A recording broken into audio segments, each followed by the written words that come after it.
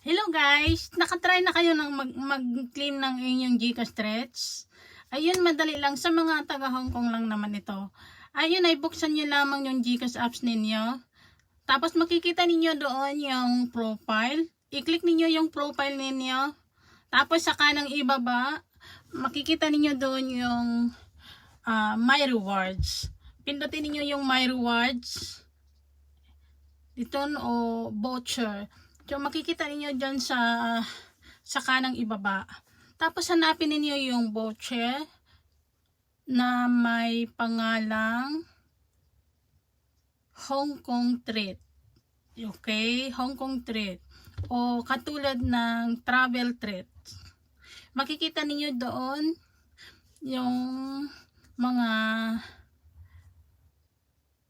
views details.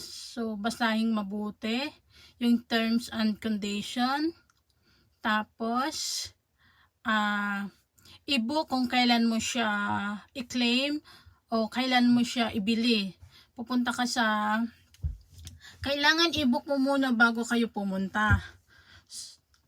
Tapos, ipakita lang yung QR code na sa QR code sa counter kung ano yung bibilan ninyo. Kahit saan, pwede yun. Sa Uniqlo,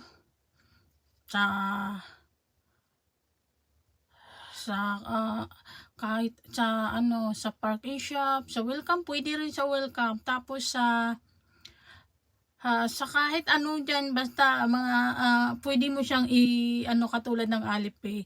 So, sana